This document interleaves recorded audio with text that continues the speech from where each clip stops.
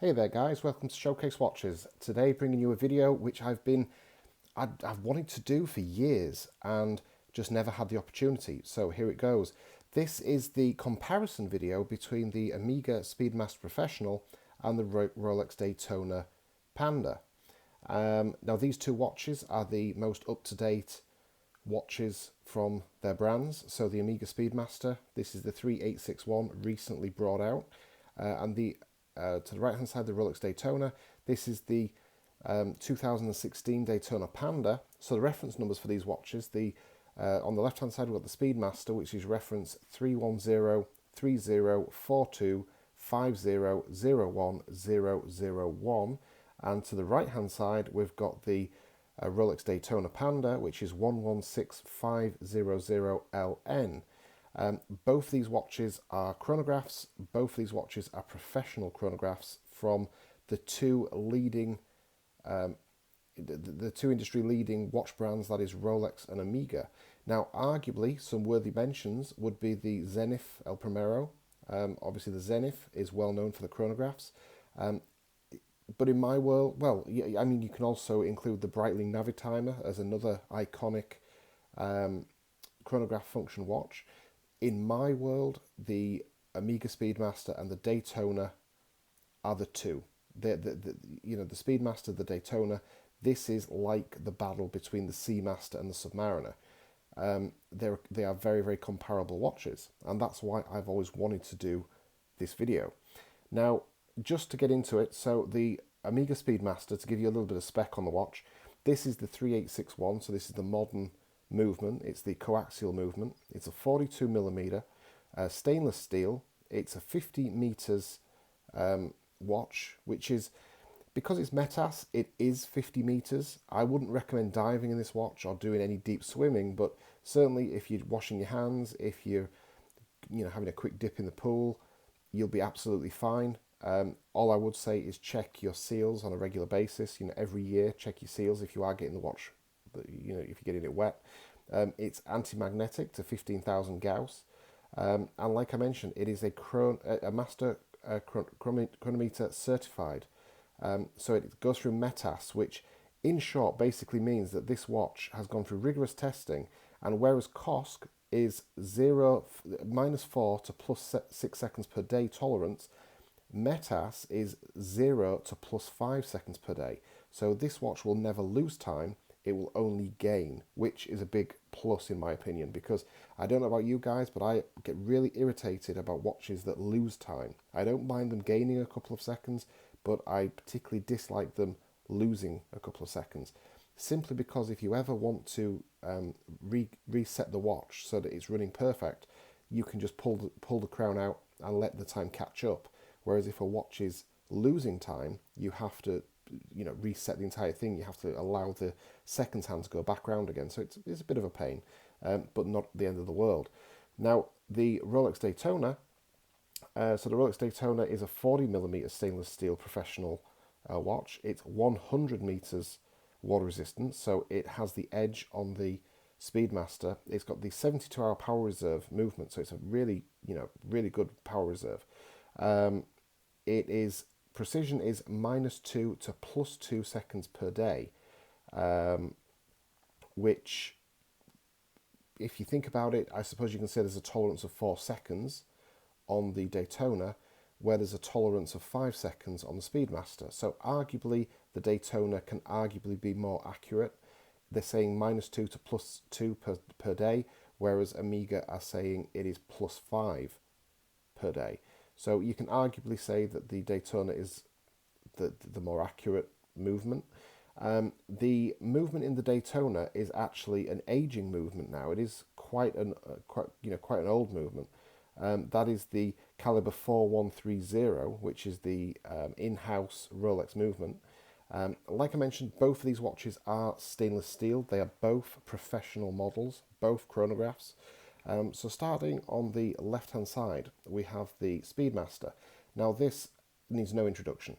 It's the moon watch. It is famous for going to the moon. It was originally started life as a racing watch to time racing events, but it ended up on the wrists of the NASA Well, it actually started out with the caliber 321 going into space, and it eventually got made the assigned bit of kit by NASA.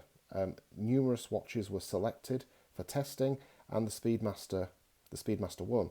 And it is worth noting that the Daytona was actually one of them that got tested for the NASA space program, and the Speedmaster, when it went through all the rigorous tests, the Speedmaster was the last man standing. So, kudos to the Amiga for that. Now, this particular model is the modern version, so it's replaced the 1861.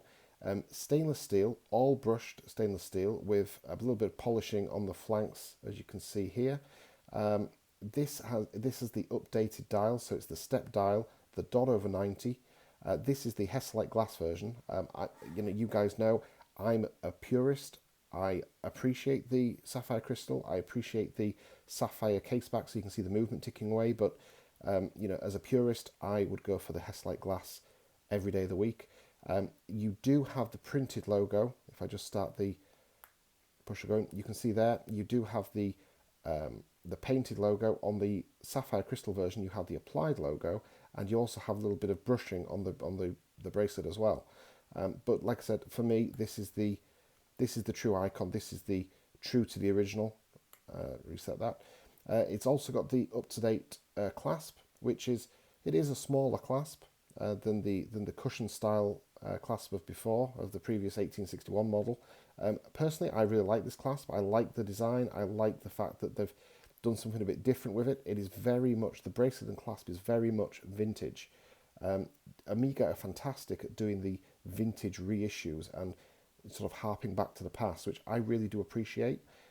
I think a lot of watch brands go very modern with their bracelets and with their clasps. Amiga tend to go a little bit backwards, and they go a bit more in the vintage, more vintage-esque. Amiga can sometimes fall short on their bracelets and clasps. On this particular one, I don't think they've done that. I think the bracelet and clasp is a really nice touch. A little bit more feminine than the previous 1861 model, perhaps, but certainly I appreciate the vintage vibe of the bracelet. The head of the watch is where the attention to detail has gone. The 3861 movement is just a beautiful movement. It's a well-decorated movement. Granted, in this particular model, you don't see the decoration in the movement, but nevertheless, it is a nicely decorated movement. In the 1861 variant, the decorated version was the 1863, as found in the Sapphire Sandwich. The 1861 wasn't as well decorated, and the 1863 was very well decorated and a beautiful movement. Now, the 3861 is the modern incarnation of the 1861, and it's basically been packed with the Amiga tech. So it's still manual wind, but it is the master chronometer. So it's got the coaxial movement, and it is a very accurate timepiece, manual wind, and it does also have hacking, which the previous model didn't. We've then got, obviously, the Rolex Daytona, which needs absolutely no introduction whatsoever. Now, the Rolex Daytona, it is, like I said, an aging movement, so it is a little bit older. I think Rolex are due to update this movement. I think Rolex is due to update this watch, if I'm perfectly honest. It is only a 2016 release. However, at that point, the movement was still aging, and the Rolex Daytona is due for a upgrade. So, I think the prices on the Rolex Daytona are going to skyrocket in the near future when the upgrade happens. The Rolex Daytona, you have to talk about investment when you talk about the Rolex Daytona. When you talk about the Amiga Speedmaster, you just talk about passion for watches. And I think that is the ultimate difference between these two watches. Which one's better? Which one's worse? Well, I don't think there is a worse between them. I don't think there's a bad watch between them. I think they're both excellent in their own right. I think both of them perform the job admirably. Both of them have the start, stop, pusher, and the reset. On the Daytona, you do have to unscrew the pushers to operate the start, stop, and the reset. The Daytona is definitely the better looking watch. It's the more attractive watch. It's the blingier watch. It has the white gold indices. It has the beautiful Panda dial. That is the white dial with the black the black seconds and the and the microseconds. It's got the highly polished, beautiful black ceramic bezel with the platinum inserts, or the platinum. They basically applied platinum inside the ceramic bezel to give it a longevity, and you know, it this won't fade. The Amiga Speedmaster is a aluminium bezel with painted numbering, so this will fade, this will scratch. The Daytona won't. The Daytona does have center polished links. It has, on the case you can see it's polished. So this is a far blingier watch, whereas the Speedmaster is a much more tool watch. And I think this is where the difference lies between the watches. And this is why, if you are wanting to, cover the cornerstones of a collection, if you're wanting to add, like myself, a dive watch, a GMT, a chronograph, a dress watch, a field watch, so on and so forth. If you're wanting to go down that route of collecting, you might only look at one chronograph. What I would say is, when you're looking at the Daytona and you're looking at the Speedmaster, you're looking at two very different watches. With the Daytona, I do not think this is a daily wearer. I think it's far too flashy to be a daily wear. Yes, you can wear it as a daily wearer if you're a suit and tie guy. If you're a smart dressing guy, you can wear the Daytona every day by all means. If you're more of a casual guy, I think the Speedmaster is the perfect daily watch. For myself, both of these watches are in my collection. I own both of them. The Daytona is going to be my special event watch. This is going to be the watch that I'll wear, if I go out for a meal or if I'm going out, somewhere nice. Whereas the Speedmaster is something that I would happily wear on a daily basis, and not think twice about wearing it in shorts and a t-shirt. I wouldn't think twice about wearing the Speedmaster as a casual watch. The Daytona gives a better sense of occasion. The Daytona is, by every standard, I mean, I'm an Amiga fanboy. I love Amiga. Granted, I have gone heavily into Rolex, but nothing will take away the Amiga at heart. The Rolex gives you that buzz. It gives you that feeling. It is more than a watch. Is the Daytona Panda worth the money? Absolutely not. I think the prices on these are crazy. Crazy. Is the hype? Is it worth the hype?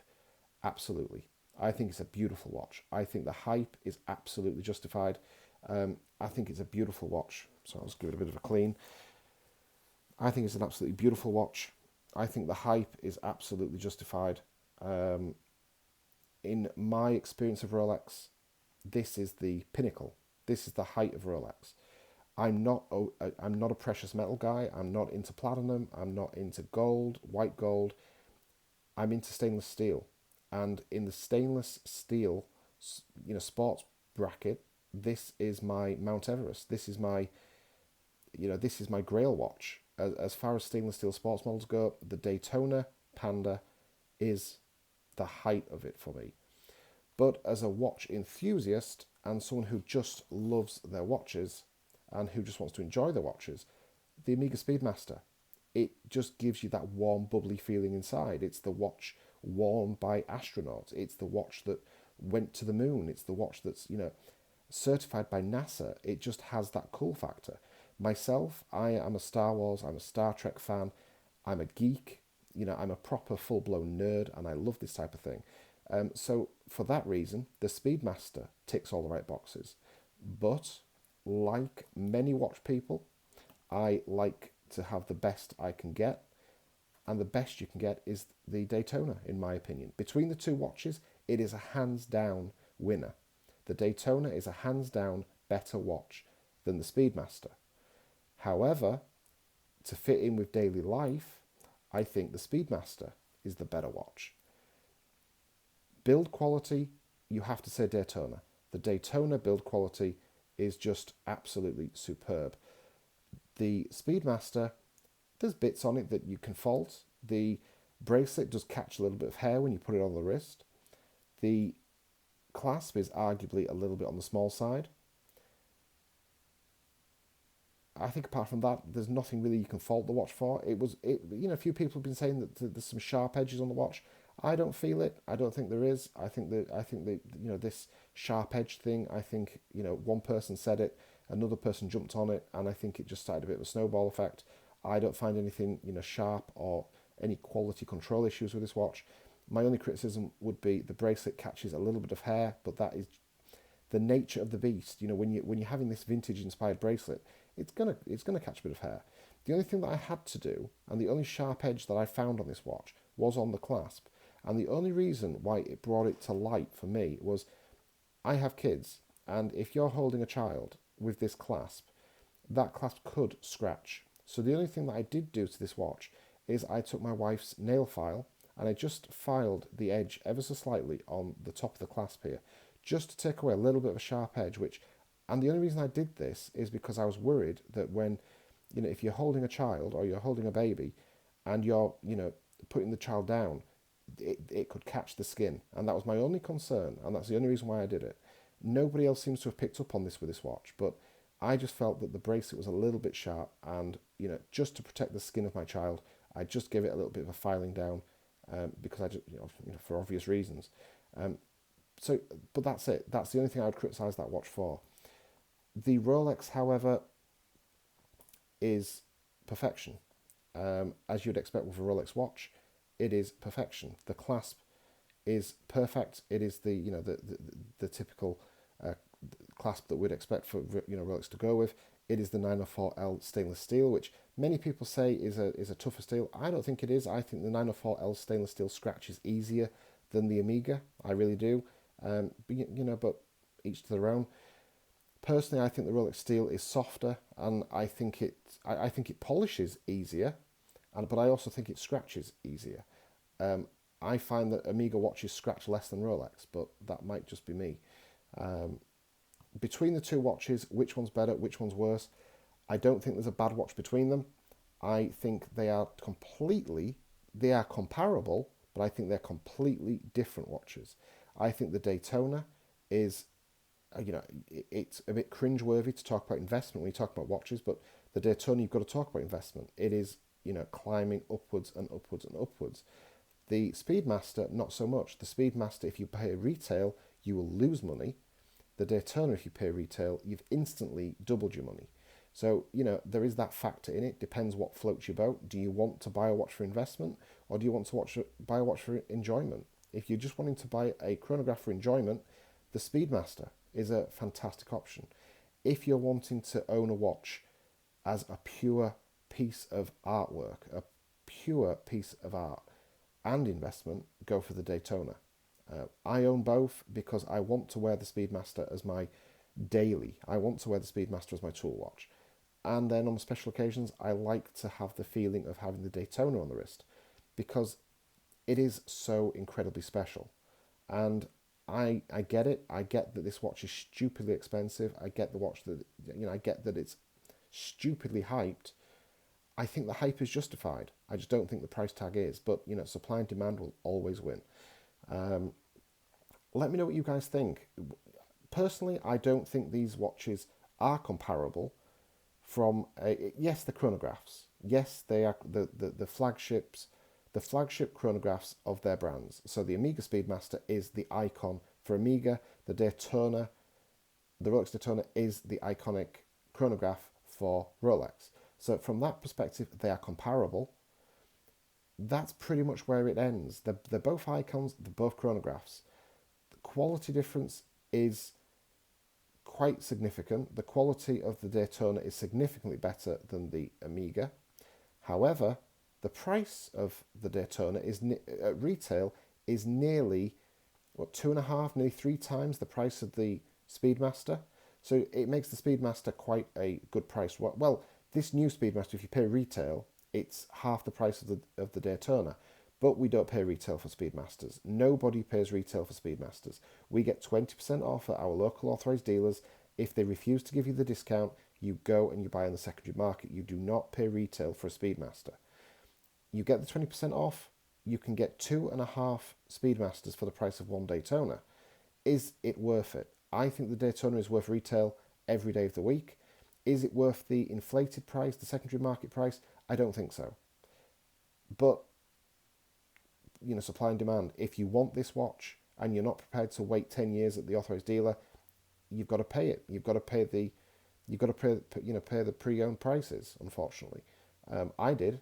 I didn't get this from an authorized dealer. I have absolutely no relationship with an authorized dealer. In fact, the complete polar opposite. The authorized dealer absolutely hates me. So I had to pay over retail for this watch. Would I do it again? 100%. I love this watch. I think it's absolutely fantastic. This gives me a feeling beyond what any other watch has ever done. I adore this watch on a completely different level. I adore this watch from a perspective of it's a piece of art. It makes you feel incredibly special when you wear it on the wrist. If you want to go out somewhere, it's just an incredibly special watch. The Amiga Speedmaster, on the other hand, gives me a different feeling. It gives me that geek factor. It gives me that smile. It gives me that bit of fun. It's that bit of that Star Trek fan, that Star Wars fan, that inner nerd loves this watch. And I'm an Amiga fanboy as well. I think it's fair to say, I've gone heavily into Rolex and I have been heavily into Amiga. I would say that I'm a fanboy of both brands. I think that's fair to say. So let me know what you guys think. Do you agree with this? I'm not here to tell you which watch to buy. I'm just giving you my opinions on these two watches. They're both the heavy-hitting chronographs from their brands. The Rolex Daytona versus the Amiga Speedmaster. This video has been done to death. People have talked about this to death. In my opinion, they're not comparable. The prices are completely different. The level of finishing is completely different. The finishing on the Daytona is absolutely superb. You can pick fault with the Speedmaster, but the prices are completely different. Give Amiga £10,500 to play with, they will make the perfect watch. That's the price of the Daytona. Amiga have made this watch for £5,000, so it's half the price of the Daytona. So you've got to expect a few cutbacks here and there. The Amiga Speedmaster is arguably between the two watches the most iconic watch and the most exciting from a history point of view. But, a Rolex Daytona is a Rolex Daytona. Everybody wants one. So let me know what you guys think. Leave me a like. That would be greatly appreciated. Leave me a comment in the comment section. I'm fascinated to know what you guys think of these two watches. Which one would you own? Is the Speedmaster? Does it speak to the inner geek inside? Or does the Rolex Daytona speak to the ego side of the watch collector? Is this the watch that you want because it is the Daytona, it is the Panda, it is the watch that every Rolex fan wants? Is that why you buy this watch? I'm genuinely curious. So thanks for watching, guys. Check out the rest of the videos that I have done, the rest of the channel. Like and subscribe, and I will catch you guys in the next one. Happy Easter to everybody, and take it easy. Thanks for watching.